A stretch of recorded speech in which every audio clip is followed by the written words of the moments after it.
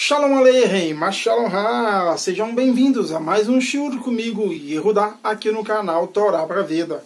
Bom, de volta hoje aqui no nosso shiur de Shabbat, né? Eu tenho feito os comentários das parashás, Deus da parashá de Bereshit, né? De Gênesis. Estamos hoje na parashá que é bem interessante, né? Vai falar sobre Sara, né? Sua morte, né? A parashá Rae Sará. E eu quero fazer alguns comentários com você sobre essa parashá.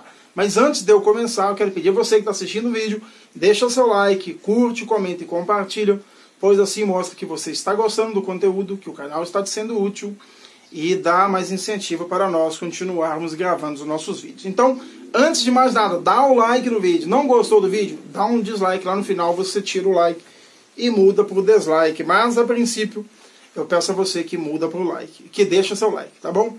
Bom, nessa parashá a gente vai ver que foi falado sobre diversos assuntos, né? As parashás do livro de Bereshit, como eu falei antes, elas são incríveis, porque elas têm vários subassuntos que a gente pode tirar muito ensinamento de todos eles. Mas, o que é bem interessante aqui, que a gente já começa com a morte de Sara, né? E Abraão queria enterrar a sua esposa. E a gente vai ver que Abraão fez questão de enterrar Sara num lugar que fosse dele, né, que ele tivesse comprado essa terra. E ele começa com um ato de gentileza, pedindo para enterrar ela, ele queria um lugar, e o rapaz fingindo que era bom, mas na verdade, né, ele queria mesmo dinheiro, tanto que foi depois, o que vai ficar entre nós 400 ciclos de prata. E 400 ciclos de prata era muito mais do que a terra valia. A terra valia muito menos, mas Abraão, né, Avraham, queria pagar o preço que ele pediu, para que não ficasse dizendo depois que ele não pagou o valor que ele pediu.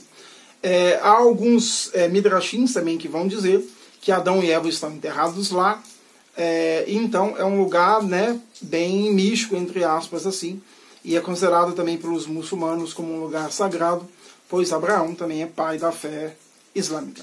Então lá está Abraão, Sara, Isaac, Jacó e Rebeca. Algo interessante que também nos faz lembrar nessa parashá é que hoje em dia dentro do judaísmo, de uma forma não geral, porque o judaísmo não existe um papa e ele falou e está falado, há linhas, pensamentos diferentes, mas dentro do judaísmo uma grande parte acredita na reencarnação. E essa ideia da reencarnação ela surgiu na era medieval, com influências de outras religiões, tá?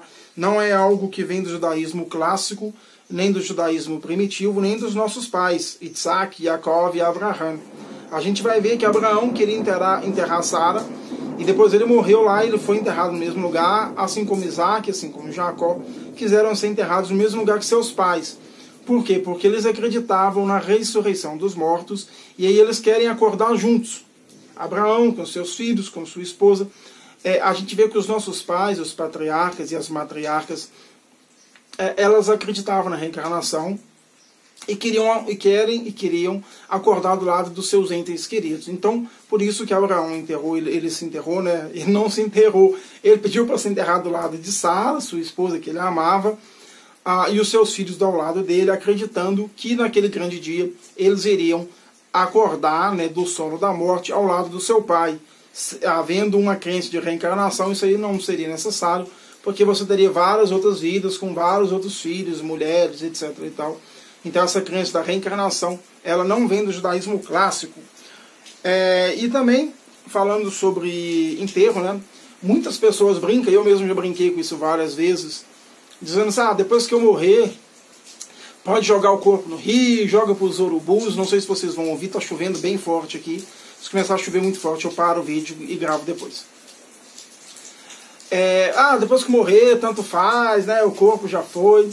Mas esse não é um pensamento judaico, porque a nossa alma é imortal e o corpo não. Mas a alma, ela está dentro do corpo. O corpo é a casa da alma. E acredito que se você, por exemplo, cresceu em uma casa e você tem afeto àquela casa, você tem sentimentos por ela, e você passar depois de um tempo passar por ela e ver ela toda acabada, caindo ou destruída, você vai sentir tristeza por aquilo. Você viveu naquela casa, aquela casa foi o seu lar durante um tempo.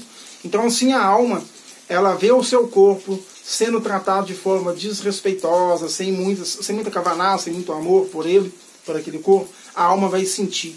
Por esse motivo nós devemos ter o possível, de ter o máximo de zelo possível com o corpo de um morto, principalmente com o nosso, né, quando alguém for fazer por nós. E também é importante você ser enterrado num lugar ideal, né, um cemitério judaico para aquele que é judeu, para não ficar enterrado onde vai ter símbolos de idolatria, frases de idolatria, etc. e tal. Aqui vai falar, né, sobre a morte de Sara, como eu falei para vocês. Isaac, quando foi casar, né, o servo de Abraham foi procurar uma noiva para ele, né, uma esposa.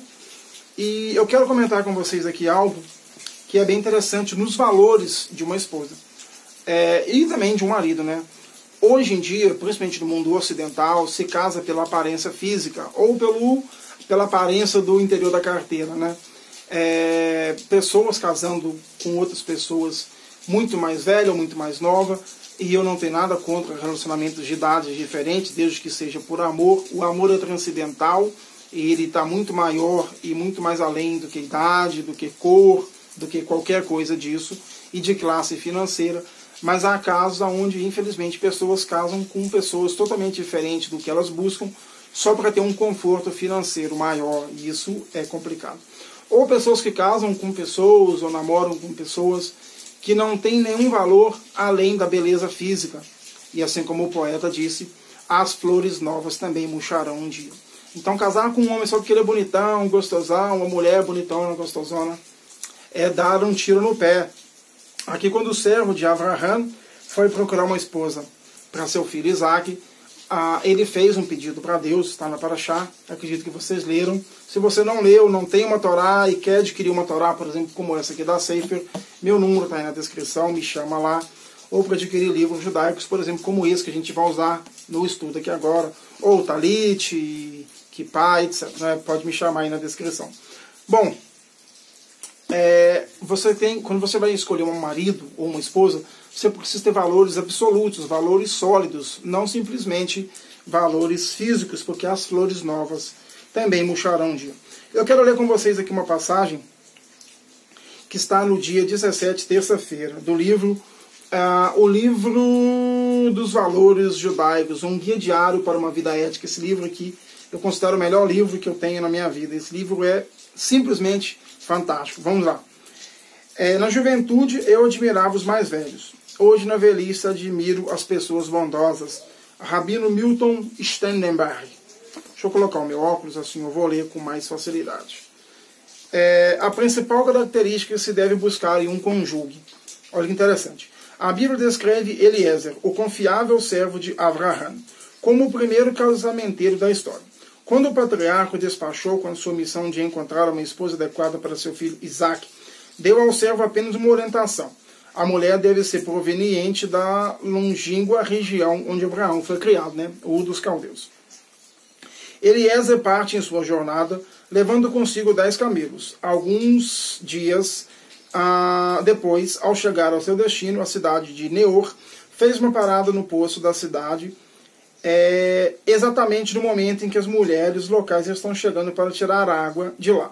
Eliezer reza para que Deus envie um sinal e que lhe permita escolher uma esposa adequada para Isaac.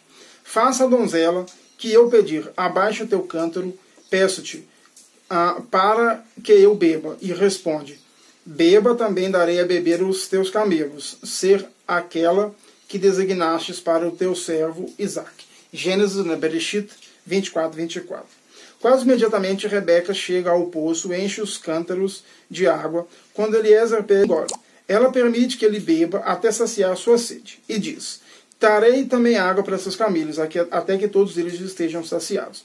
Alguns minutos depois, ela convida Eliezer para hospedar na casa de sua família. Antes que a noite termine, Eliezer combina com Rebeca e com sua família o casamento com Isaac. Assim, Rebeca torna-se a segunda matriarca do judaísmo. O episódio sugere várias características recomendáveis em Rebeca. Ela é saudável e forte, carrega cântaros de água para 10 camelos. Aqui a gente está vendo as qualidades dela. Exige força. Ela é enérgica e hospitaleira. Contudo, a característica mais importante de todas é a bondade. Vendo um homem e animais sedentos, na sua vontade imediata é ajudar e aliviar o seu tormento. e oferecendo-lhe abrigos.